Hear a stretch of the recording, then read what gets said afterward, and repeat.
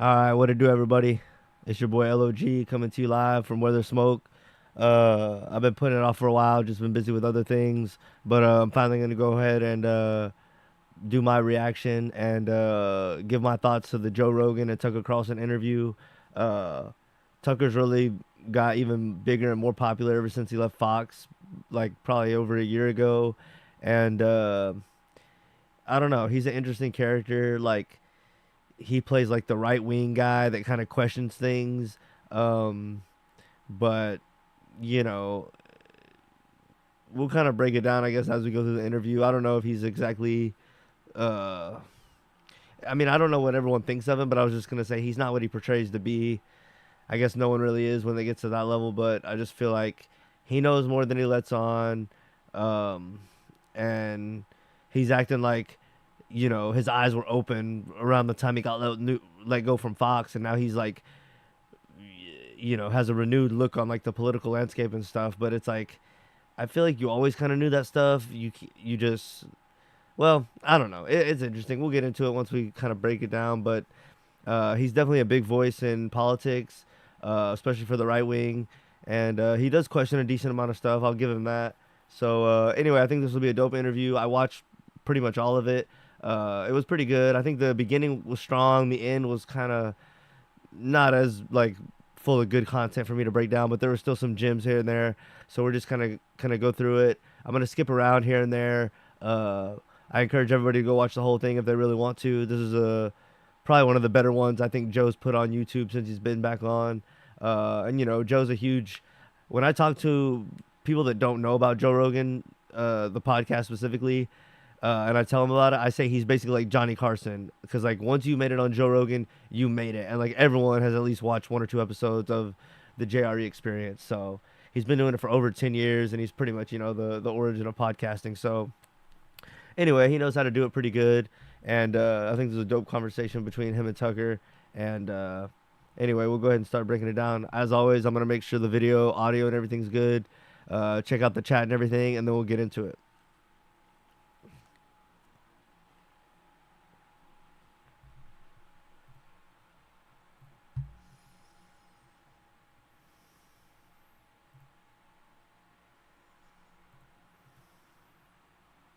I'm gonna make sure the video, audio, and everything's good. Check out the chat and everything, and then we'll get into it.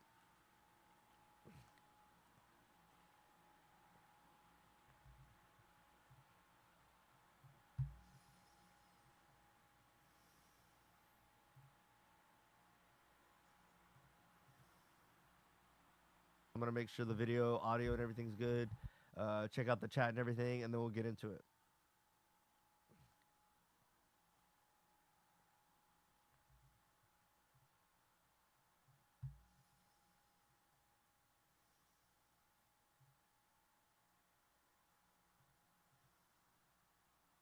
I'm gonna make sure the video, audio, and everything's good. Check out the chat and everything, and then we'll get into it.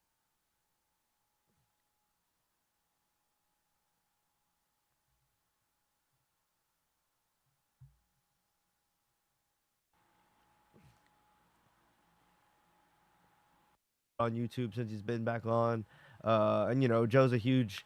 When I talk to people that don't know about Joe Rogan, the podcast specifically, and I tell him about it, I say he's basically like Johnny Carson because like once you made it on Joe Rogan, you made it, and like everyone has at least watched one or two episodes of the JRE Experience. So he's been doing it for over 10 years, and he's pretty much the origin of podcasting. So anyway, he knows how to do it pretty good, and Rogan, the podcast specifically.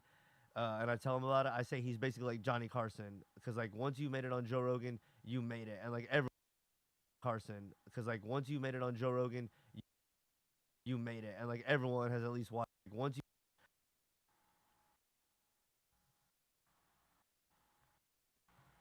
and everything's good, check out the chat. Carson because like once you made it on experience, so because like once you made it on Joe Rogan, you made it, and like everyone has at least watched. Like, once you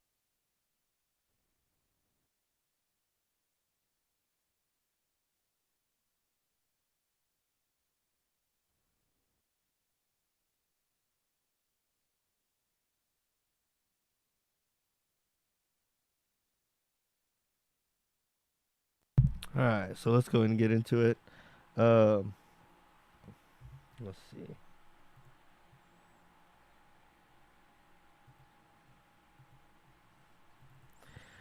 So this is the first little piece. This is like within the first minute of the interview. Tucker, well, I'll just let y'all hear it. It was a program. Yeah, dude. I'm gonna send this to Homeland Security. Just released this. Send it to me. I'll send it to Jamie. And no, I got it right here. I'll just. I don't do email or what. I don't know how to airdrop anything. You don't do email? No.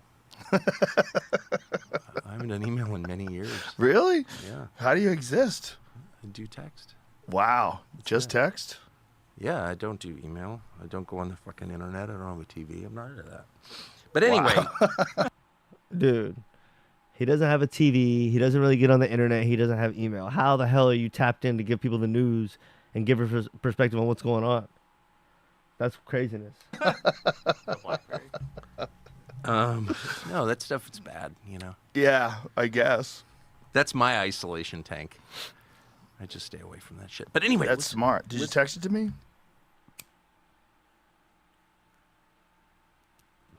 I just fucking wild. That's what that is, ladies and gentlemen. I almost can't believe it. I'm gonna play it again. Yeah, I did. Text. Email? Send it to me. I'll send it to Jamie. And no, I got it right here. I'll just. I don't do email or what. I don't know how to airdrop anything. You don't do email? No. I haven't done email in many years. Really? Yeah. How do you exist? I do text. Wow. Just text? Yeah, I don't do email. I don't go on the fucking internet. I don't have a TV. I'm not into that. But anyway. Wow. Jesus Christ. No, that stuff is bad, you know. Yeah, I guess. That's my isolation tank. I just stay away from that shit. But anyway. That's smart. That is wild and a little delusional, honestly. I understand, like, abstaining from it, like, a lot, as much as you can here and there, taking breaks, but just to not have any of it is, like, crazy. So anyway, that's the first thing in the interview right out the gate that, like, caught my attention. It was, like, crazy. Okay, I'm going to skip ahead quite a bit here. They just kind of chat for a bunch of, about, you know. Oh, wait a minute. Hold on. Okay, I'm going to go ahead and skip ahead to the other times that he says he doesn't have a computer or TV just to, like, really hit that home, and then we'll get back into, like, the chronological order of how things are really going. So, let's see. So he says that at the very beginning, and then he says it again at almost 27 minutes. So let me find that real quick.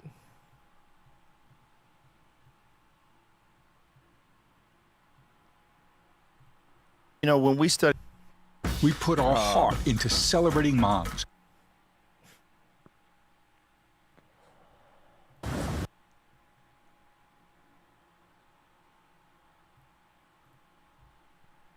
one of the things that we do. Did you ever watch Chimp Nation on Netflix? I don't have a TV, but you I don't like have a the TV. sound of it. Yeah. It's an amazing documentary on Netflix that details.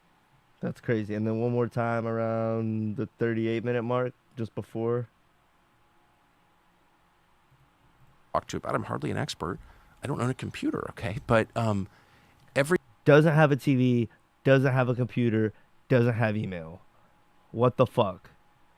So anyway, I just thought that was super interesting and just like a what the fuck moment for me. Like, I thought you were on the news. I thought you were informed. I thought you were supposed to be like on top of this shit like crazy. And that just like blew my mind and like really made me think of like, okay, well then how the fuck did you form valid opinions and know what the fuck was going on then? What the fuck? How the fuck are you staying in touch? I don't know. Anyway, I'm gonna get back to the beginning now.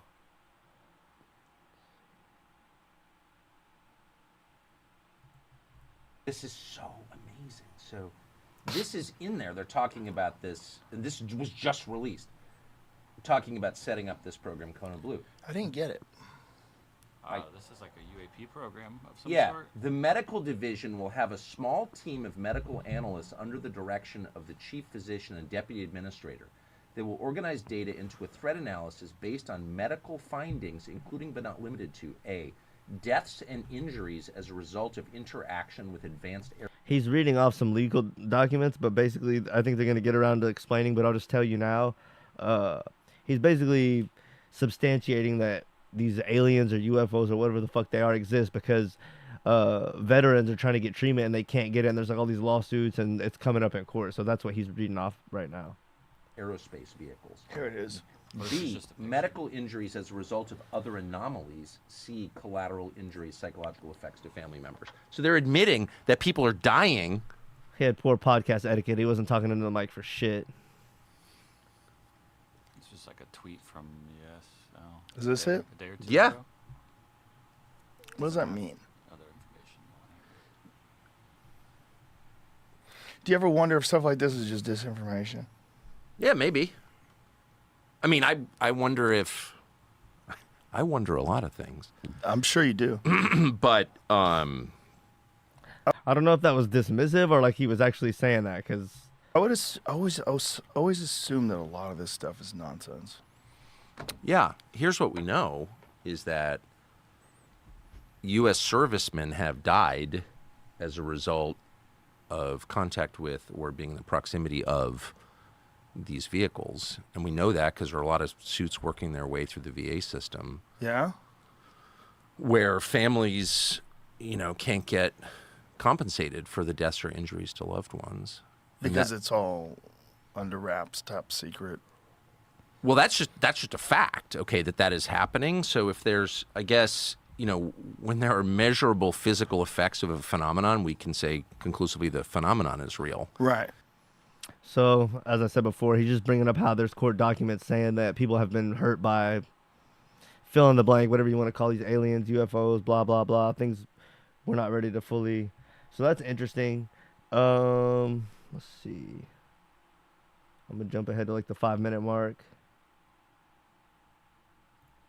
I mean, here's what we do know, is that there's enough going on in the skies, but not just the skies, underwater, that the U.S. military has been forced to respond to it. So, like, move aircraft from one place to another because there are too many of these objects in the sky. That's actually happened. Chris Mellon just wrote a long piece about it. So it's real. The government is not controlling it. In fact, it's forcing the government, DOD, to respond.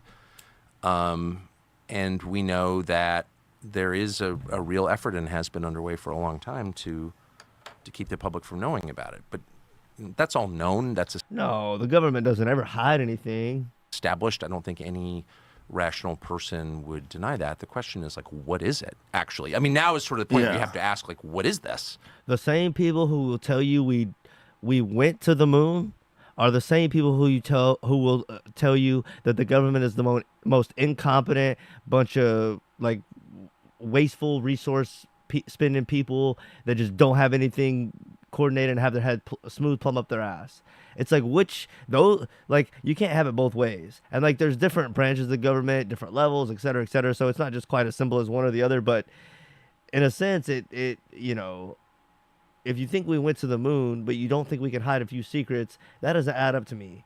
So, a number of things can all be true, and those things don't totally correlate, but I don't know. I think some parts of the government can hide secrets. That's not impossible to think, And not everyone knew about the atom bomb before that motherfucker was dropped type shit. So that's the How much of it do you conversation think is ours?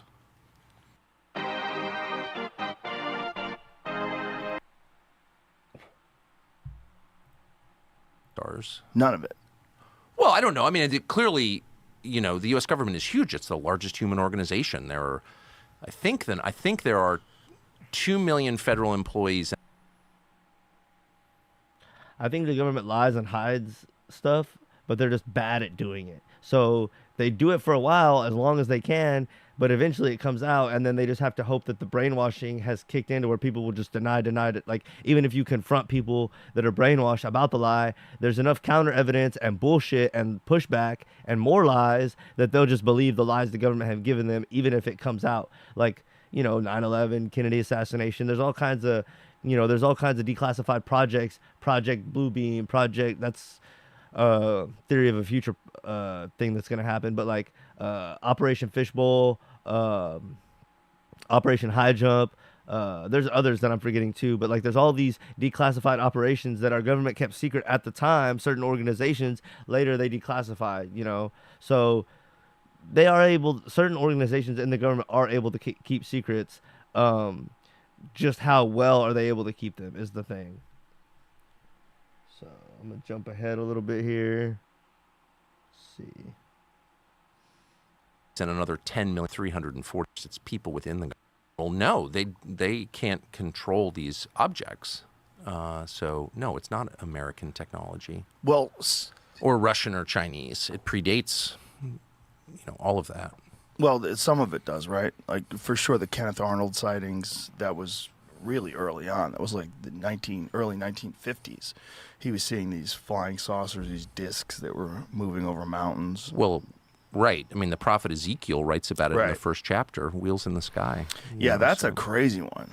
Boy, when you Well, read it is that, crazy. If you read it, it's like, oh, wow. Yeah. And a wheel so, within a and not wheel. just, the Hebrew scriptures, like it's all over every, the Vedic texts. of course. So these are spiritual phenomenon. There's no evidence they're from another planet. I mean, I think that's the that's the lie, that they're from I completely agree with that as well. The lie is that they're from somewhere else. Mars. Look, space, the atmosphere is really well monitored, right? Both for defense reasons, but also because, like, it'd be nice to know when asteroids are coming. And there's no evidence, has never been any evidence that there are lots of these objects, these vehicles coming into our atmosphere from somewhere else, some other planet. There's no evidence of that at all. So they're from here, and they've been here for thousands of years, whatever they are. And it's pretty clear to me that they're spiritual entities, whatever that means. They're supernatural, and which is to say, supernatural means above the natural, above the observable nature. And they don't behave according to the laws of science as measured by people, and they've been here for a long time. And there's a ton of evidence they're under the ocean and under the ground. So, like, with that fact set, what do you conclude? When did you start? And 54, I grew up in this country in California, which was like every assumption about America I bought completely, just completely. And I thought that everyone who questioned those assumptions was bad. I just bought into the system completely without even thinking about it. And I imagined that I was like some kind of free thinker and, I'm going against the grain. But like my core assumptions were the assumptions fed to me by the culture and the government. And I didn't even realize it. But anyway, I'd never really thought about UFOs at all. And I'd been in journalism since I was a kid. So, of course, I'd run into a lot of people who had crazy views on a lot of different topics. UFOs, 9/11, circumcision, like every whack job in the world you run into when you're covering stuff. Fluoride, right. I just brushed with non-fluoride toothpaste this morning. Yeah, me too. Exactly. But probably unlike you, I didn't have any opinions like that. I was like, fluoride, come on. 9/11, shut up.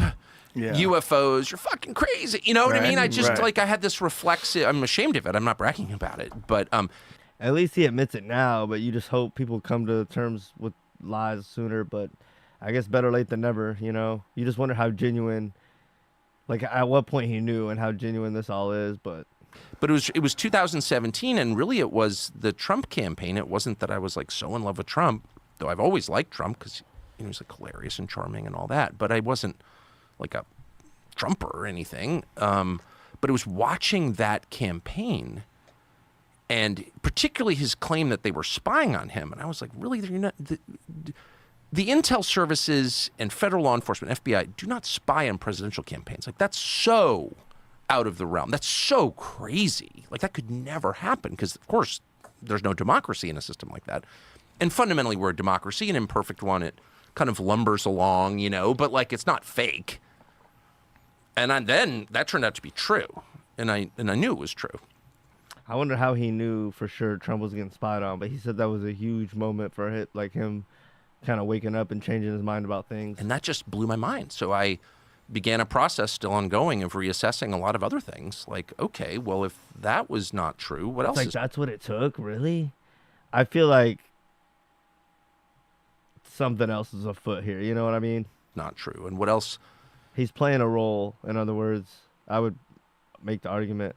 that they told me was a conspiracy theory might actually have some basis in fact. And Because if you listen to this whole interview, he talks about how his dad was a writer for some big newspaper and he was always in Washington. And Tucker's been around politics his whole life, even his childhood. And it's like, you've been around politics your whole life, seen all this crooked stuff. And he's going to talk about more of the crooked stuff he's seen. And this is what it took for you to shake you free and realize everything was a fucking bullshit.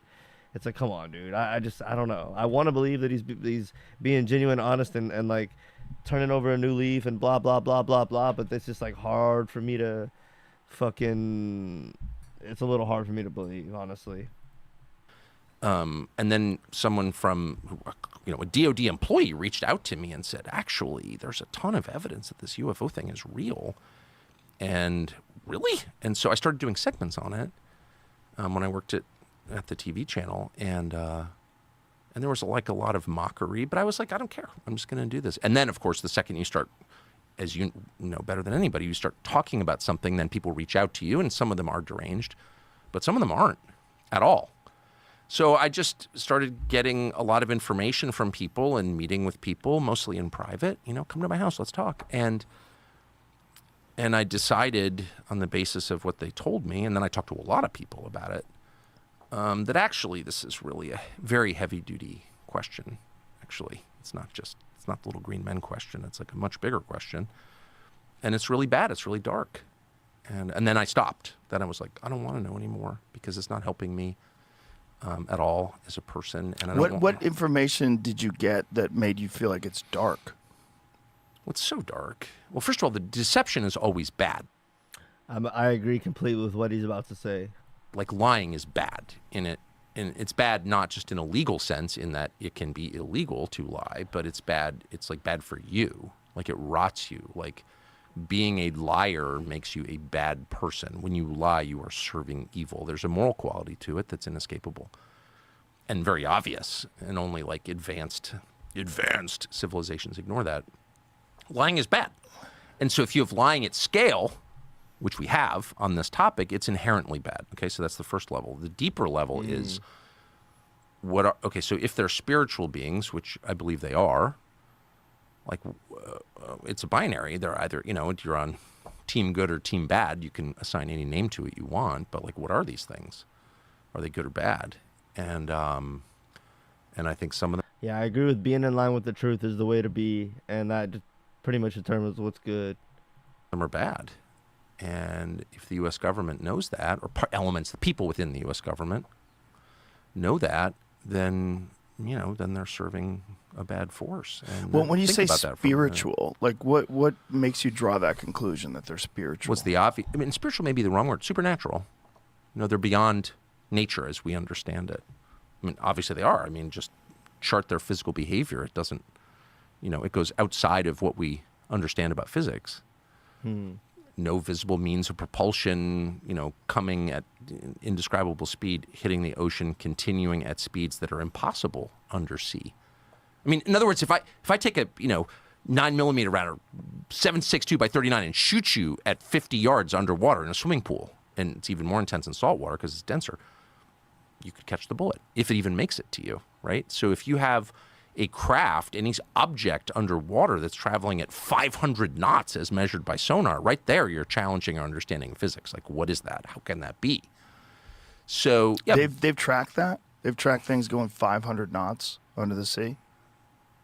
Yeah, really. Yeah, much faster than any He's like, really? Yeah. object can actually go undersea. Yo, for sure. Oh yeah. There's a lot of stuff going on underwater. Right. I think it's measured. And so whatever. I mean, these are all, again, this is like the most obvious observable level of it. But then you just ask yourself, like, what is this actually? And, if there's been extensive knowledge of this for decades, like maybe 80 years at least, if not going back to the 30s, 90 years, to what end? So there are two possible explanations, obvious explanations. The first is the one you often hear, which is this is so heavy that if the public were to know about it, it would be just disruptive. It would be too scary. Like, you don't want to scare people for no good reason. There's nothing we can do about it. And you also don't want to suggest that the U.S. military isn't capable of protecting the country, the homeland. And it does suggest that. If you can't control these objects in your airspace, and that's known, if they can't, that's known, okay, then that suggests a limit to the power of the U.S. military, and you don't want to tell people that because then they won't believe that they're safe. I get it. Right. But then there's a deeper level, which is okay, what's your relationship with these things? What is the U.S. government's relationship with these things? And there's evidence that there is a relationship and that it's a longstanding. And that raises a lot of questions about intent. And so what is that? And I just personally decided, and people have been hurt by these things. That's a fact. That's a fact. It's a knowable fact. It's a provable fact. And killed. And I'm not saying millions of people have been killed by whatever these things are, but people have been killed, and it's known because it's working its way through the courts out of the VA. So, I don't know, an object that is by definition supernatural, it's above the laws of nature as we understand them, and that has resulted in the deaths of people. We don't spend enough time thinking about what that adds up to. Not good, actually, not good. How many people do you think have died? So deal. Most people. If I was from another planet, the template that you're using to understand this is science fiction, right? These are an advanced race of beings from somewhere else. But the template that every other society before us has used is a spiritual one. Mm-hmm. There is a whole world that we can't see that acts on people, a supernatural world. It's acting on us all the time for good and bad. Every society has thought this before ours. In fact, every society in all recorded history has thought that until, I'll be specific, August 1945, when we dropped the atom bombs on Hiroshima and Nagasaki.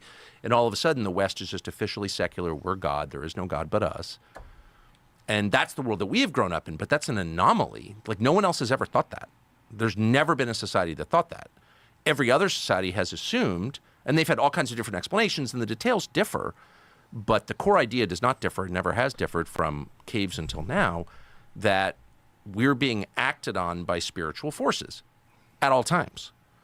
And so to someone born before or living before 1945, I think it would have been much more obvious that this is the thing that every society has written about.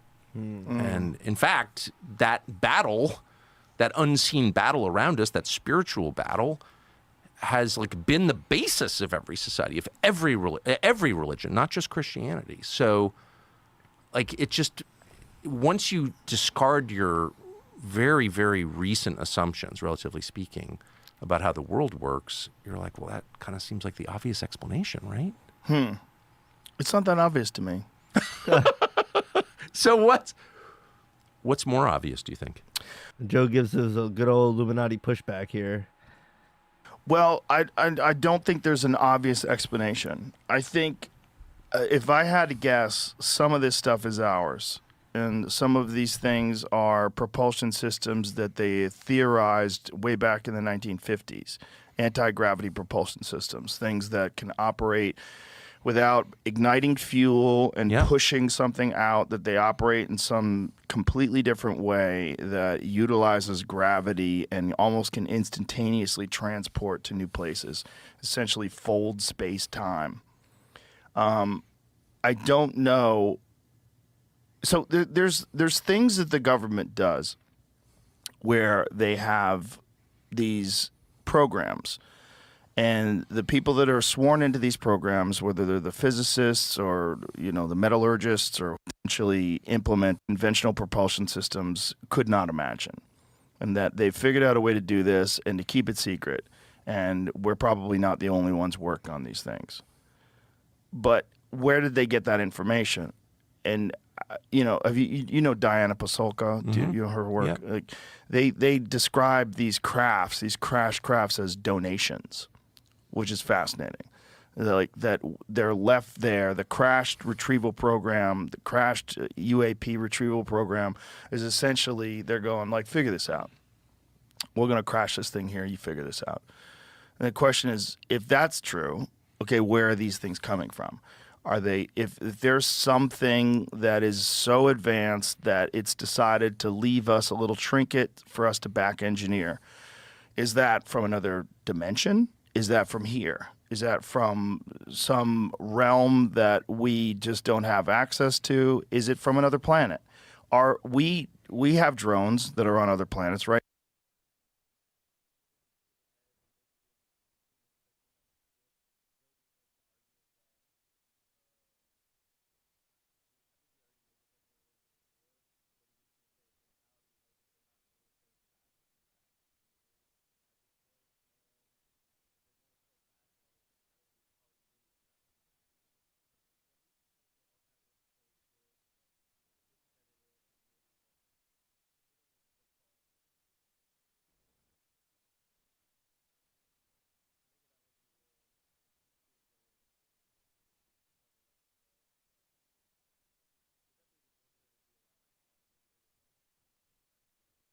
Of that makes sense. Sure.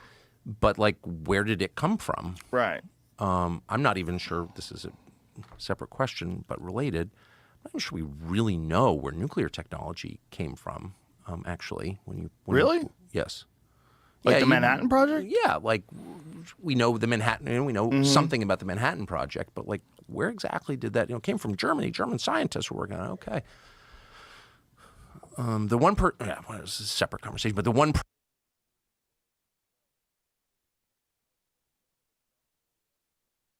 person I know who's really pushed others, writing a book on it, who's a trustworthy person and a friend of mine, I know you know him, said to me, actually, I spent a year working on this, and the closer I got to like, okay, but what's the genesis? Like, where did this? What was the Isaac Newton apple on the head? Oh, gravity's real moment for fission? Not clear. Weird. I don't know the answer. But here's the point. Clearly, government has technology that we're not read in on. Right. Of course. But so that doesn't answer the question, why have people seen these objects in the skies for thousands of years, right, confirmed, and what are they? And maybe they're from another planet. My only point is there's no evidence of that. There's a huge amount, a massive corpus of evidence that they're seen by people in our atmosphere, on Earth looking up or in a submarine looking out. And what is that? And by the way, to your point, like, we can't see them coming into our atmosphere because they don't want to be seen. Well, then why do they want to be seen by people on Earth? Like, if the technology is that advanced, and clearly it is, why do they make themselves visible in the first place?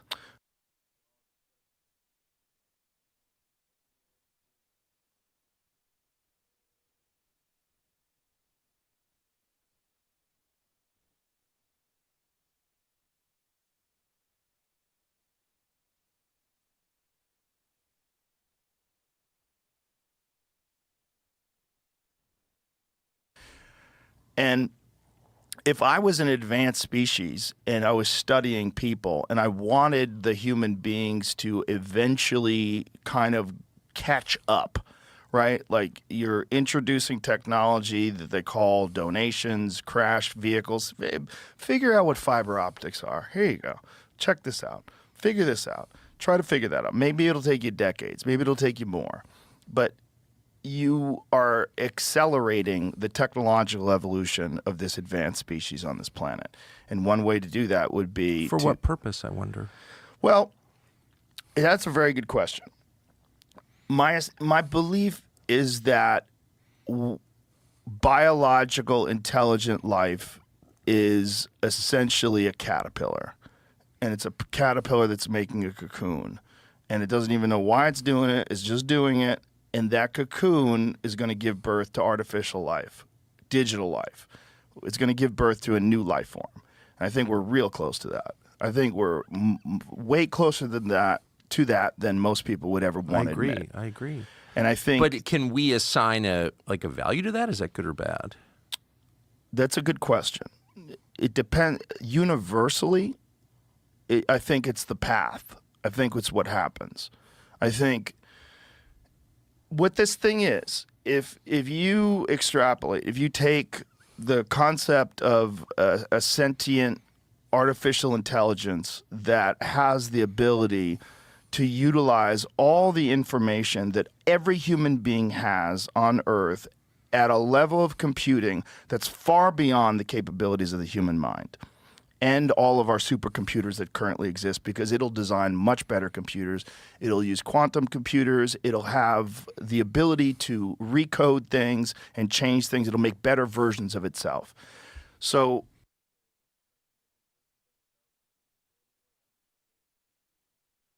instead of biological evolution, which is very slow, it takes a long time, relatively. It's pretty quick, really, when you think about it. Like how long, it's not that long to go from being a single-celled organism to being a human being flying a plane, really, relatively, over the course of a billion years, if you think about how long the universe has been around.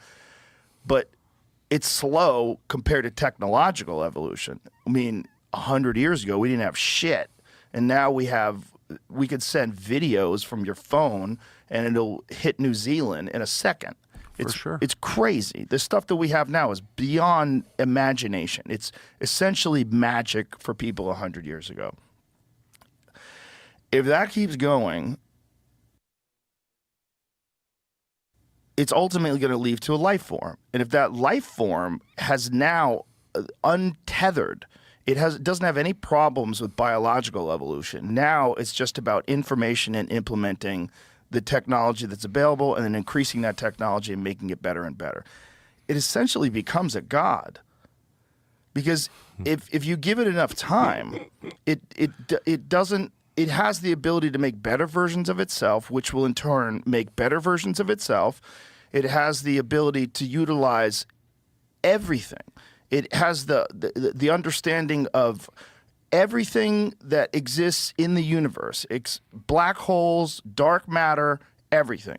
And it probably has the ability to harness that or even reproduce that.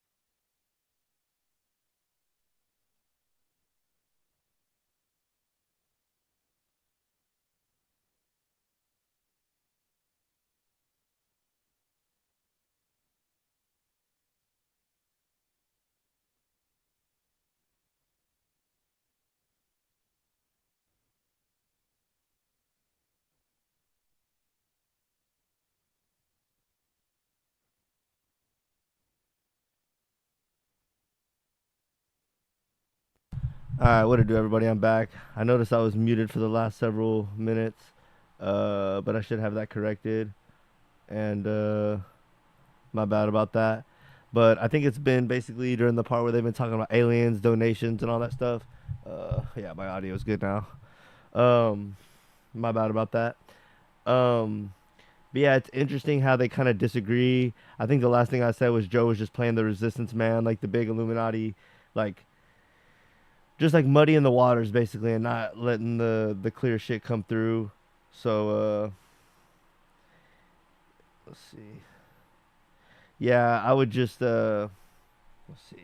Let me see what they were talking about last too. So if you take black holes, dark matter, everything, and it probably accelerated. What kind of God? So, like, I think of it this way. And you give artificial general intelligence, sentient artificial intelligence, far beyond human beings. You give it 1,000 years alone to make better and better versions of itself. Where does that go? That goes to a god. It literally can create universes. But what kind of God? So, like, I think of it this way. So the first stage of the Industrial Revolution consisted of people building machines that were... Hold on. Tucker's about to push back on the thought of them being a god, which is good, but let me double check the audio real quick.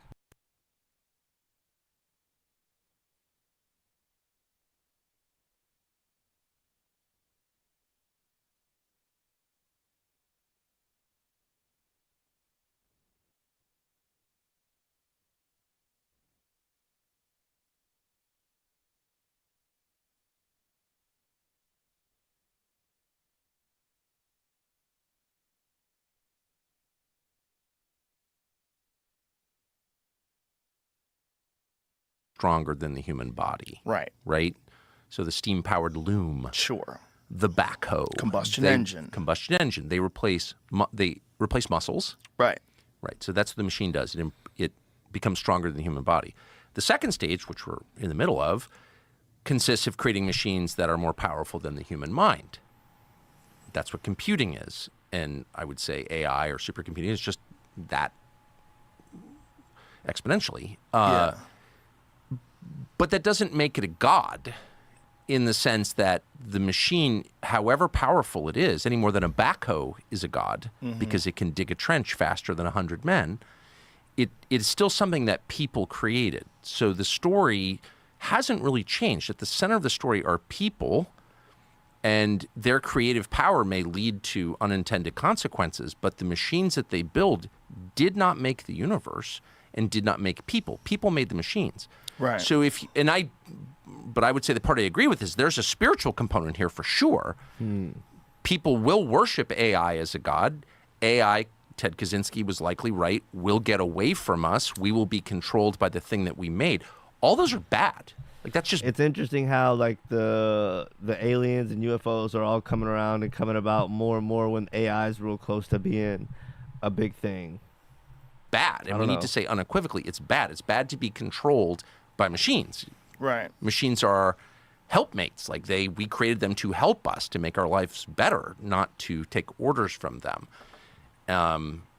So I don't know why we're not having any of these conversations right now. We're just acting as if this is like some kind of virus, like COVID, that just spreads across the world inexorably. There's nothing we can do about it. Just wait to get it. It's like, no.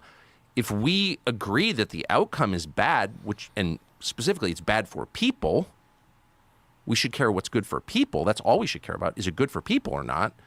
If it's bad for people, then we should strangle it in its crib right now. Right. And why just blow up the data centers? Like, why is that hard? If it's actually going to become what you just described, which is a threat to people, humanity, life, then we have a moral obligation to murder it immediately. And since it's not alive, we don't need to feel bad about that.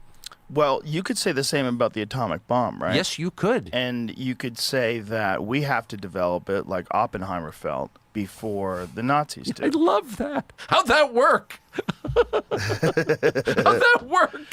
Well, I love, by the way, that people on my side, I'll just admit it, on the right, have spent the last 80 years defending dropping nuclear weapons on civilians. Like, are you joking? Crazy. Right. That's just like prima facie evil. Yeah. Yeah, he's taking some more baseline stances, which since he left Fox, and this is one of them. So I don't know. I agree with that. You can't, well, if we hadn't done that, then this, that, the other thing, that was actually a great savings. Like, no, it's wrong to drop nuclear weapons on people. And if you find yourself arguing that it's a good thing to drop nuclear weapons on people, then you are evil. Like it's not a tough one, right? It's not a hard call for you. It's not a hard call for me.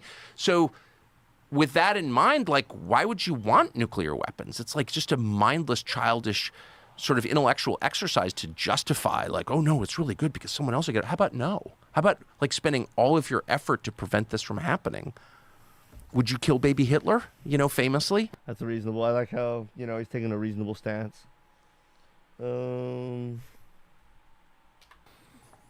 How can that be good? Well, if God creates everything, if God created the universe and God creates people, God probably creates a process. And we think that we are very important because we are very important to us.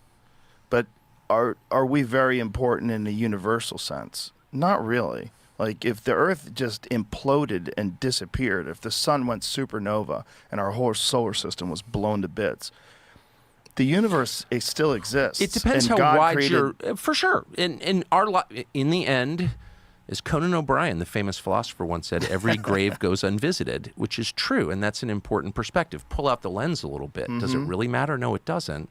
But it does matter. Do your it does kids, matter how about to this? us. Do your children matter? Yes, sure. Do their lives matter? For Would you us, die for them? yeah. Yes, of course. Yes. Everything matters. If you're not comfortable, Exactly. it matters. If you're sitting here like you don't want to wear headphones, like let's not wear headphones. That matters. Everything matters. I mean,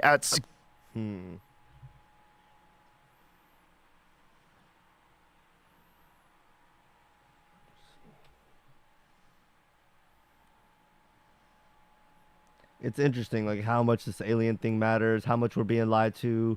Like Tucker said, it's good to be in line with the truth. And if they're lying about this, why would they lie? And overall, it just seems the more you think about it, the less and less good there seems to be about it. And I like how he questions on if they're really from like outer space or if they're from here and they've always been here because they've been talked about for years and years. So he brings up some damn good points and some points that I agree with. Everybody I've ever talked to, and there's many people, was like, yeah, it's could get away from us and enslave us. Well, let's say no to slavery. How's that? Is that a tough one? Not for me. He's talking about AI again here. yeah. I mean, and maybe a good use of nuclear weapons would be to hit the data centers. No, I'm serious. Like, why is that crazy? It's not.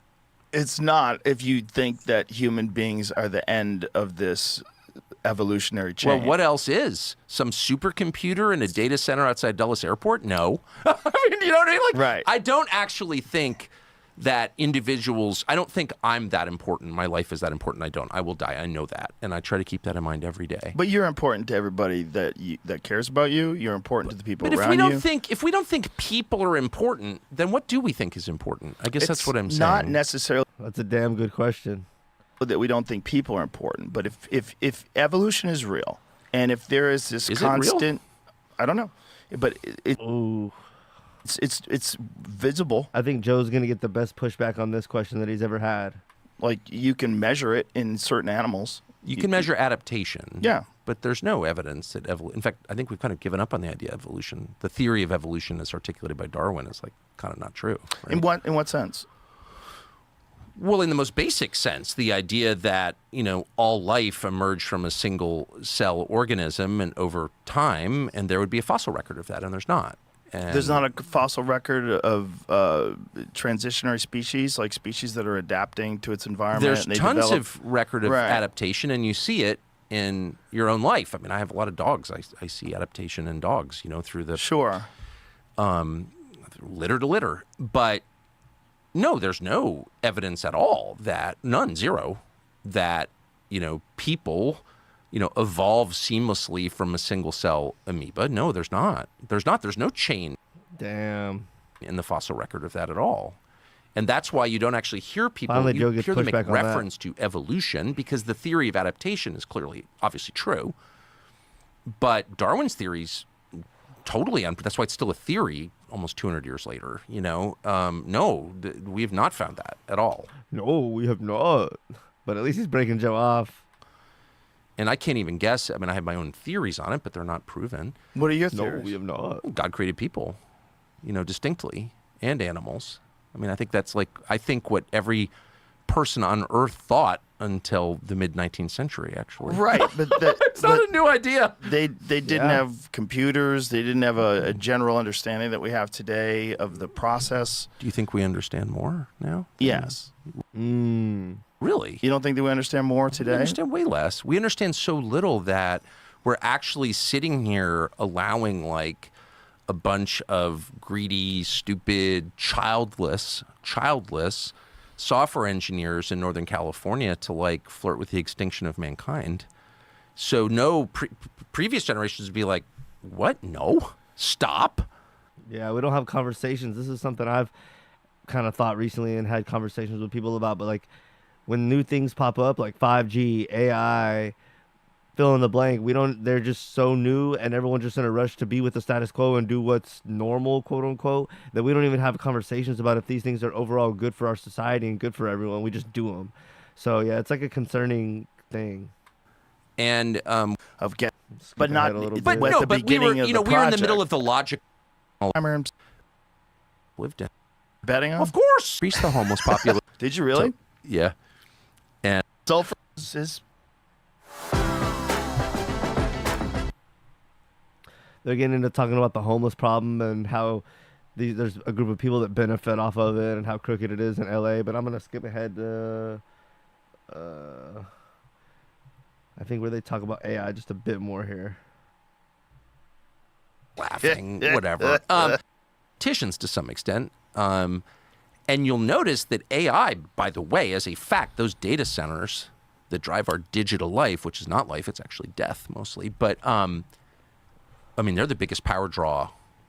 I mean, how much electricity does AI require? Like more than countries. Mm-hmm. Our grid can't handle AI just as a practical matter. well, okay? our grid can't handle electric cars. Well, it can't handle air conditioning in the state of California, where I'm Right. from. So- Or in Texas, we have trouble in the summers too. So yeah. Yeah. right. If you live east of I-5 where it's really hot and you're not getting those ocean breezes, like they have brownouts, like in South Yeah. Africa. It's Johannesburg now. So, but here's what's interesting is that none of the global warming cultists seem to have any concerns at all about AI. Why is that? Just like they don't have concerns about John Kerry's G4. Like somehow that's exempt. Really? AI is going to draw more electricity than anything else in the United States, more than steel production. So I'm gonna skip quite a bit of the Okay? Used to. And you don't have a problem with that, but you're totally against energy because it's destroying the planet, but AI gets a carve out, even though it's going to be the number 1 energy draw in the United States. Let's go through your reasoning on that. They're probably not aware. Well, they're not aware. They're Well, mad the about my. I'm gonna skip over some. They talk about like personal stuff. Let's see. There might be some decent stuff around 53-minute mark. Nature works very, very well. Yeah. Animals, contact with animals, people you love. Sure.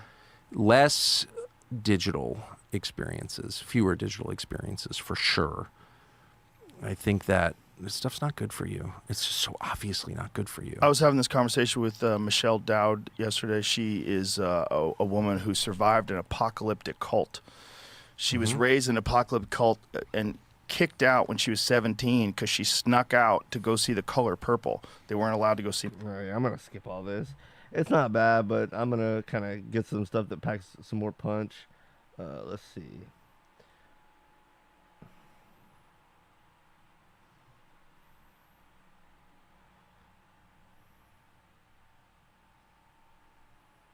It's funny they were talking about the homeless earlier, and it takes them over an hour to get back to it. I almost thought I missed timestamped it because we were at like 44-minute mark, and now I'm skipping ahead to the 151.5-minute mark to where they start talking about the homeless again.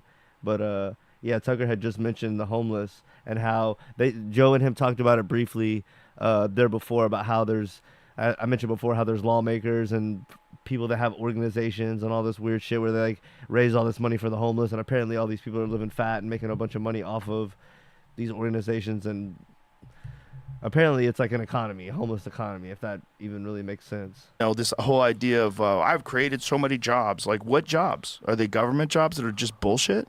Because there's a lot of those. What's crazy to me, just having spent most of my life in Washington, is how close this is to the lawmakers physically.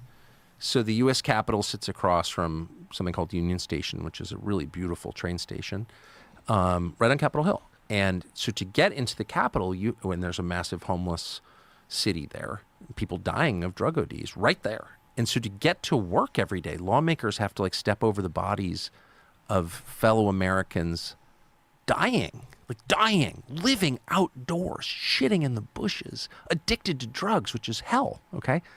And they have to ignore that on their way to creating utopia in some foreign country. And you're like, does it ever occur to you that that's disgusting? That your It's so primary crazy. duty is to the drug addict, your fellow American, you're doing nothing? And you're telling me how we're going to make Eastern Europe into, you know, this brave new Yeah, how are we world? supposed to care about that? I don't know. I just can't get past that. I think I'm not super sensitive or aware or anything. I'm not super anything, really. I'm pretty ordinary, but I think I would notice. I would. So I was like, Dude, his laughs are kind of crazy. walking into vote on Ukraine aid, I'd be like, shit, they're like 5 junkies on the street. Like, maybe we should do something for them? No. Yeah. Yeah, it's very bizarre. It's bizarre that they can rationalize it, or at least that they don't get called out by all their people. And this idea that it's compassionate, you have compassion to leave these people and to give them aid and to help them and give them clean needles. But then you've got to think, like, maybe there's something bigger going on, actually. Because there's there's an entire sector of the economy now that feeds off of human misery.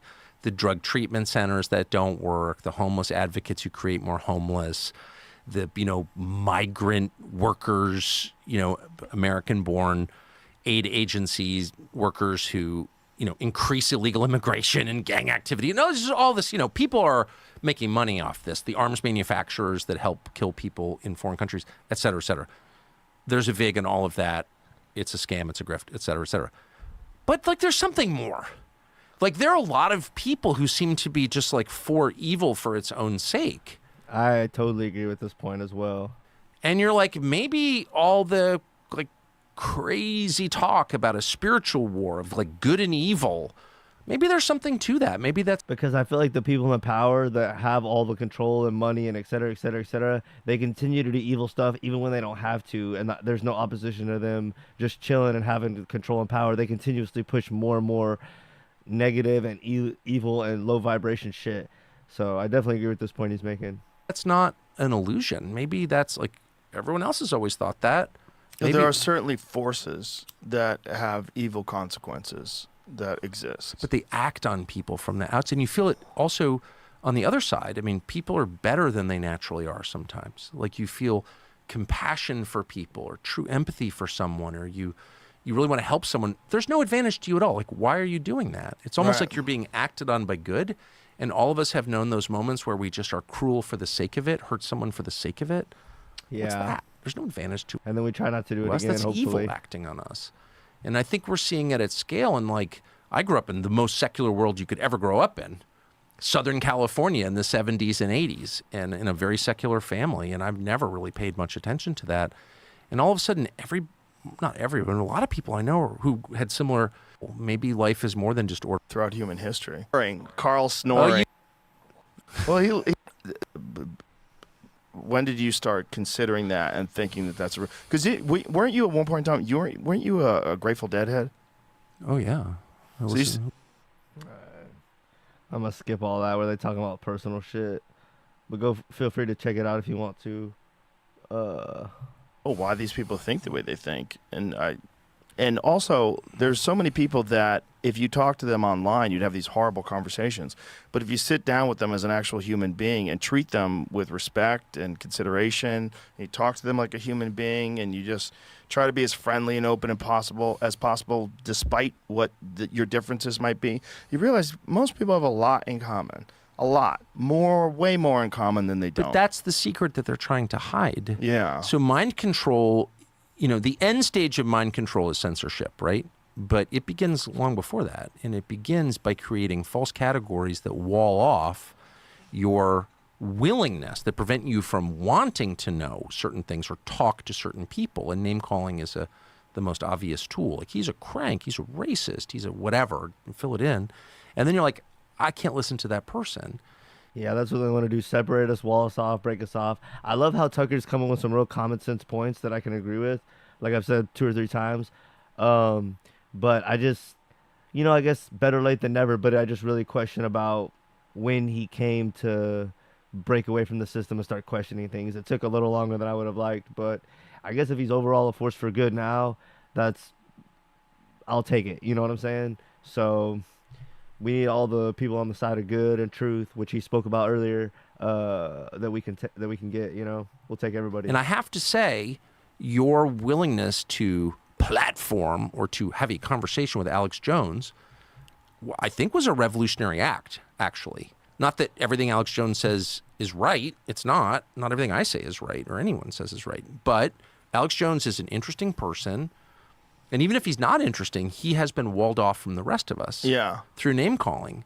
And your willingness to be like, no, actually, we're just going to listen to Alex Jones and you can decide for yourself. Well, Alex has been my friend for more than 20 years. Well, exactly. There's some crookedness and shadiness afoot with Joe Rogan and Alex Jones and all, Alex is a big character, but I do agree with the premise of you need to allow the public to hear what people have to say, and then they can decide what they want to believe.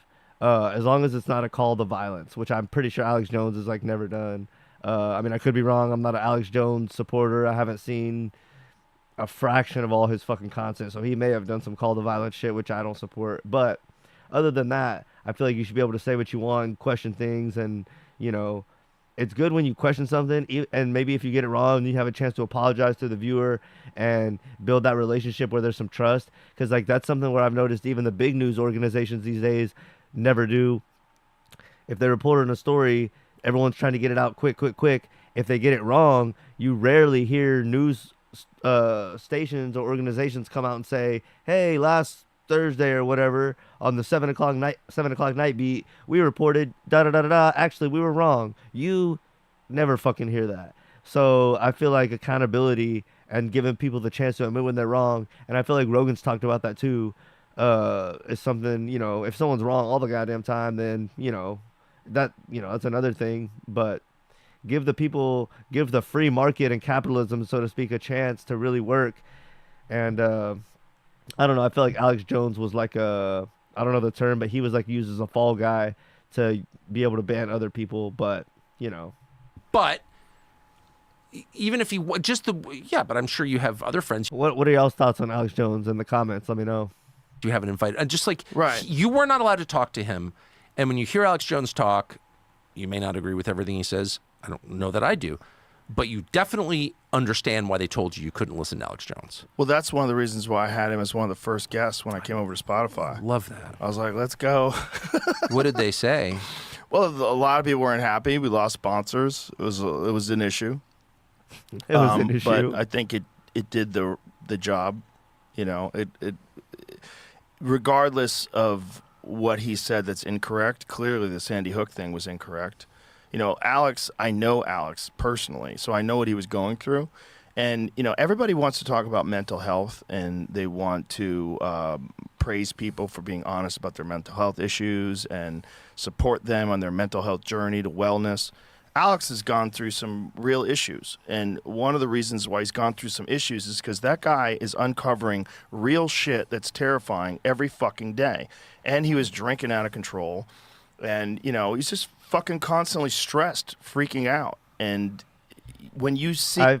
I feel like admitting that from Alex I don't know if he has admitted it, he might have, would be a double-edged sword, because some people might relate to that, but a lot of people would use that to criticize him and vilify him right away, that he's dealing with alcohol problems. But so many lies and so much propaganda and so many psyops that are being done on people, you start seeing them where they don't exist. And that's what he did.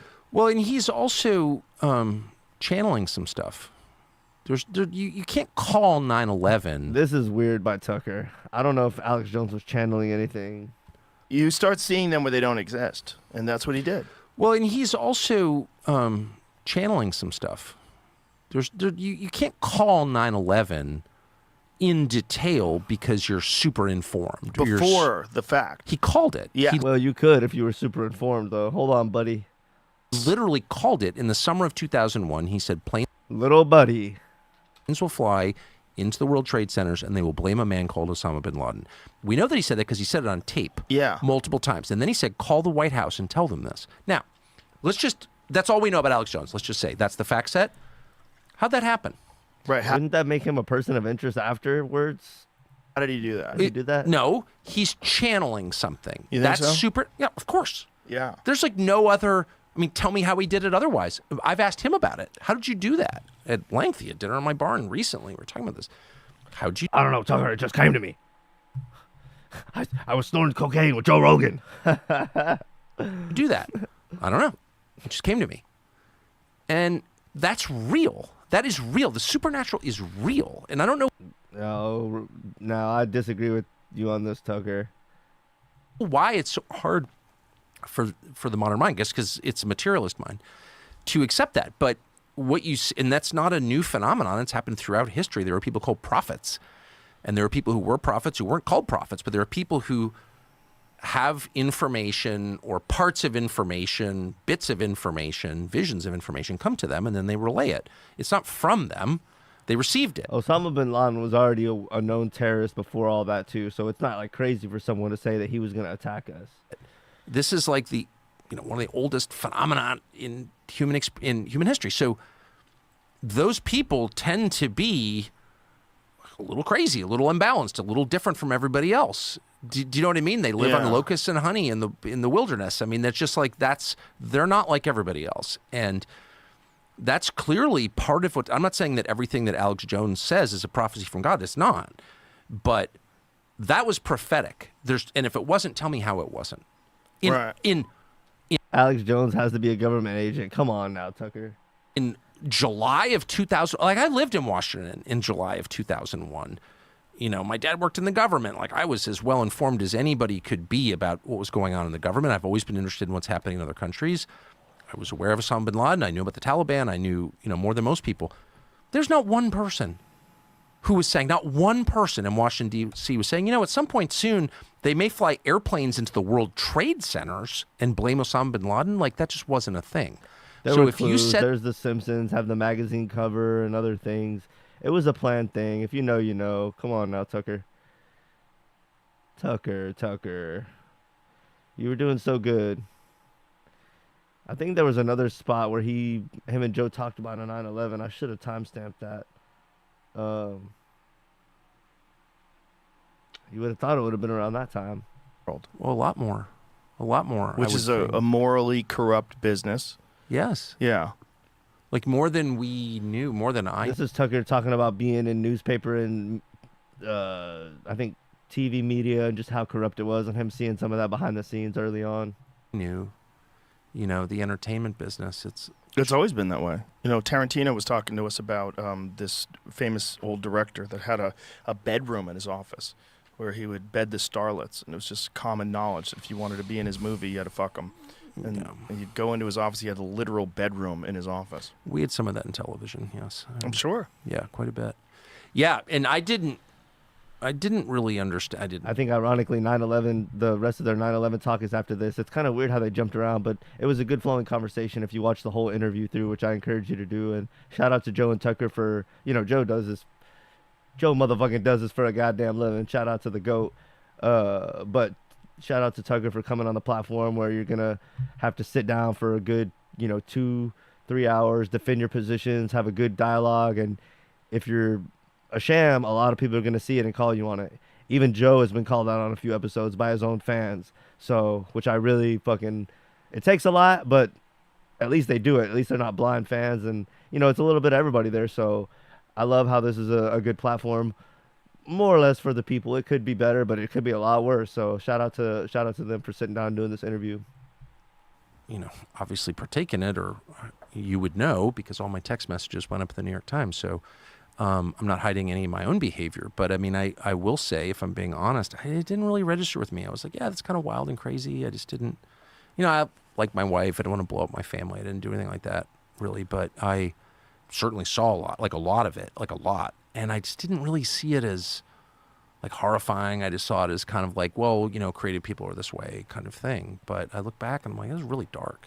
Bad. Well, especially the producer thing, right? That like the Weinstein thing, that the way they ran the business, that's how it was pay to play. I worked for Harvey Weinstein for a year. Did you really? Yeah, I did. When? 1999. He had a magazine with Tina Brown called Talk Magazine. I was the head political writer for it, and they had an office at Carnegie Towers in New York, right below the park. And I remember the big I remember that he was a pig. I was not like an intimate friend of his or whatever, but I certainly dealt with him. And the big controversy was he was smoking in elevators, and and I've kind of supported that, Big smoke dog, bitch. if I'm being honest. But he was considered incredibly insensitive and just like vulgar, just like a pig. Well, he looks vulgar. Yeah, well, that was certainly what everyone thought of him where I worked. Harvey's just a pig, and his brother Bob was a little bit less that way. He was also involved, but yeah, people knew that he was a bad guy, but like, But he made awesome movies. yeah, and also, but he was just powerful. It's like Harvey Weinstein. Like, you Right. want to fuck with Harvey Weinstein. Right. I mean, I didn't really think about it too much, to be completely honest. He was just a guy I worked for, but I don't know. I certainly, if you At least that's honest. It's weird when someone's in a position of power like this. I guess that's kind of what the Me Too movement was about, which I think we all kind of acknowledged that one a little too far, but it was kind of necessary because it was about people in positions of power having everyone under them scared and everyone being scared together, in, short and simple of it, being scared to like question their power and lose what they had in their career coming up, played that Alex Jones clip for me in 1999, I would have been, and I did see Alex Jones clips in 1999, and then in later years where he was talking about Building 7, and I was very offended. I was like outraged that he would be suggesting that there was something about 9/11 that wasn't above board, that there were things we didn't know that were being hidden from us, and I was. If you're questioning, well, at the time he was outraged that Alex Jones was questioning everything wasn't on the up and up. But if the man who predicted it was going to happen, then later on tells you everything with it wasn't on the up and up, you're not going to start putting pieces together and think, oh, well, maybe he had knowledge of it beforehand. You're going to think, oh, he's a prophet. Come on, Tucker. Was like mad at Alex Jones for saying that. I remember that really well. How dare you? The Building 7 one is wild. Well, it is why. It is why. I mean, I have no. All I know is 21. I wonder when Tucker started changing his views on, I guess he said in the Trump 2016 thing, but I wonder if that's also when he changed his views on 9/11. But if you were not viewing earlier, he said during around 2016 when Trump was running and getting spied on, and he found out that to be true, that our government was spying on Trump's presidential campaign, that's when he started questioning a lot more. I don't even know what year it is. 23 years? Could it really be 23 years after 9/11? 23 years later. What's the justification for classifying any document around 9/11? There's no justification. Well, the same justification Oh, Tucker Walker, classifying the documents about the Kennedy assassination. Well, exactly. 61 years later. Yeah, or releasing the COVID vaccine data 75 years later. Of course. Yeah. Joe, you don't say that, Joe. Bad, Joe. Bad. Right. I mean, it's, of course, look, secrecy is different from privacy. Privacy is necessary for the dignity of this. Why you've got a door in the bathroom in your bedroom, right? You need privacy, you need private thoughts. We have no privacy whatsoever. None. No privacy at all, thanks to the iPhone and government spying on us all. So there's no privacy, but there's massive secrecy. Secrecy is different. Secrecy abets lying. The only reason to have secrecy is in order to do something that you're ashamed of other people knowing about. That's immoral and probably illegal.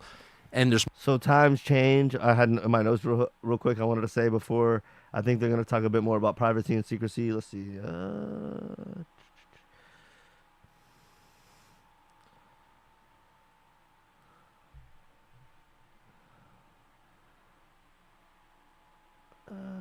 Yeah.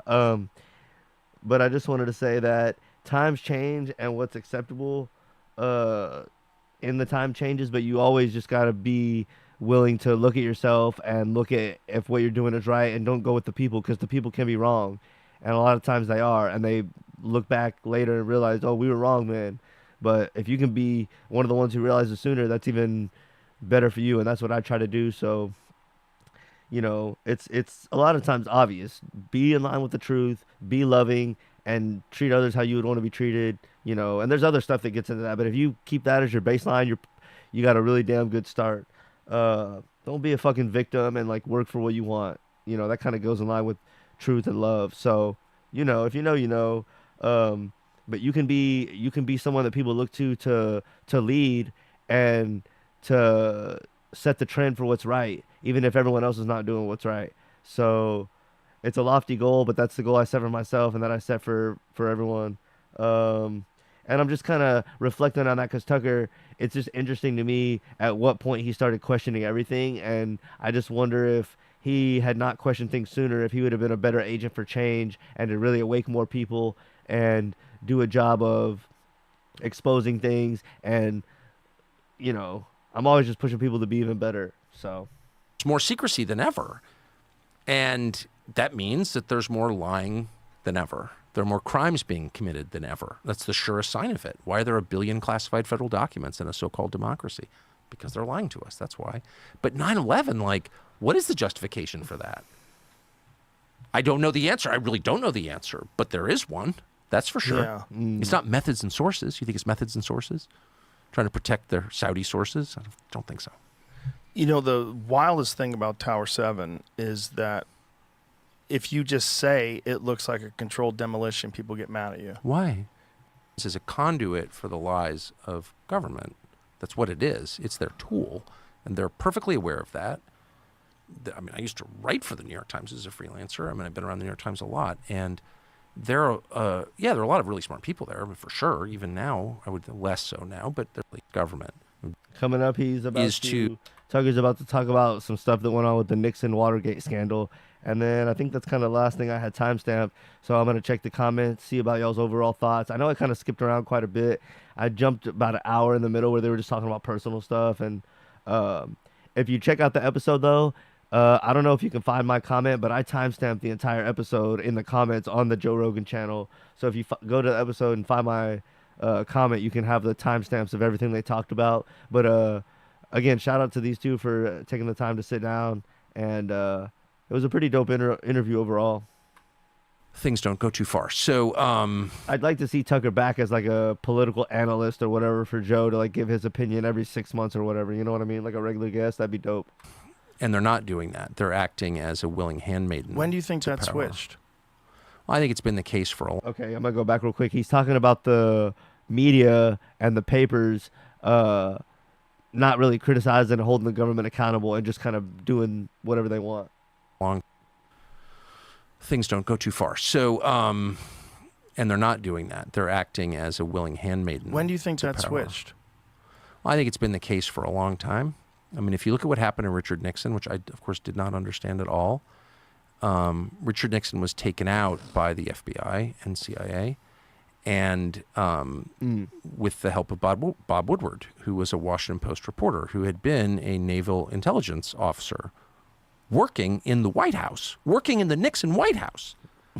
And then he shows up like a year later, and he's this brand new reporter. He'd never been a journalist at all. He's a naval intel officer, the famous Bob Woodward we all revere. And he's at the Washington Post, and You revere. Speak for yourself. somehow he gets the biggest story in the history of the Washington Post. He's the lead guy in that story. Well, I worked at a newspaper. I've been in the news business my whole life. That is not how it works. You don't take a kid like his first day from a totally unrelated business and put him on the biggest story. But he was. It's He was almost that like, guy. And who, It's almost like he was planted there by the FBI or CIA or whoever the fuck he was with. I didn't even who pay is that his much attention. is not how it works. Washington Post, and somehow he gets the biggest story in the history of the Washington Post. He's the lead guy in that story. Well, I worked at a newspaper. I've been in the news business my whole life. That is not how it works.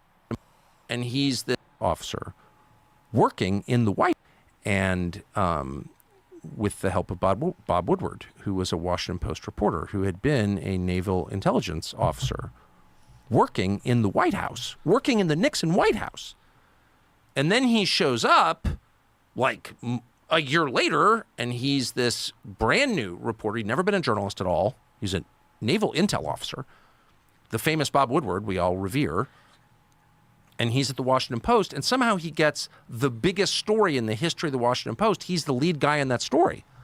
Well, I worked at a newspaper. I've been in the news business my whole life. That is not how it works. You don't take a kid like his first day from a totally... That's how it works when the government's involved, they tuck. unrelated business and put him on the biggest story. But he was that guy. And who is his main source for Watergate? Oh, the number 2 guy at the FBI.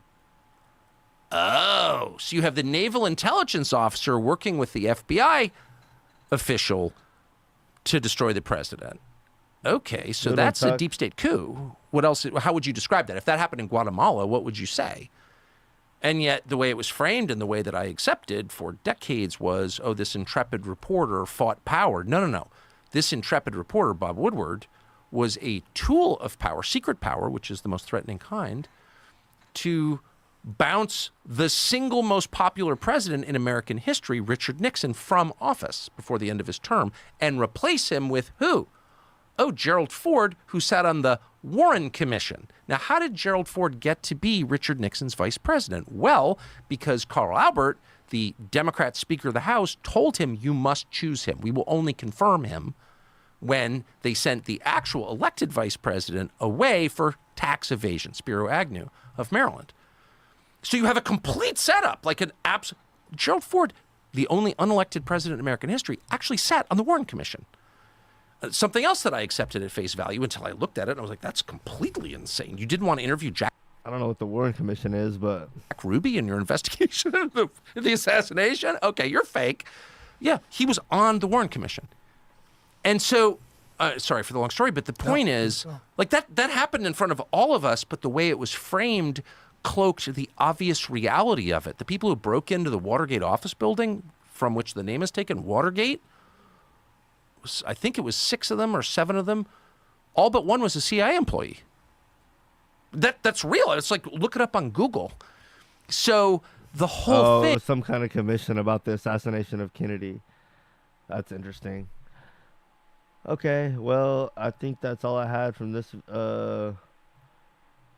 video. Thanks for tuning in. I guess I could have adjusted the camera. It got a little dark in here, but I'm about to check out anyway. Thanks for tuning into the live stream. That was a dope interview by Tucker and Joe. I've been bringing on more and more live stuff. I think I went live the other day and talked about just some general stuff. I have a stream that me and Joey did that the audio wasn't good on my end, but we're going to try to do another collab here soon and post it up for y'all. And y'all look out for another Chance clip. And then I should be posting the whole Chance episode within the next week or sooner. So y'all look out for that. And then more interviews and live streams on the way and more collabs. So just more and more content. Thanks for the subscribes, likes. Y'all get in the comments, like, hate, whatever. Talk that shit. Let me know about the content, what I can improve on, topics y'all want to hear about, and share with your friends. And yeah, just engage with me. I love to hear it, love to see it. And I'm just going to keep providing you with more content. So until next time, LOG, where there's smoke, out.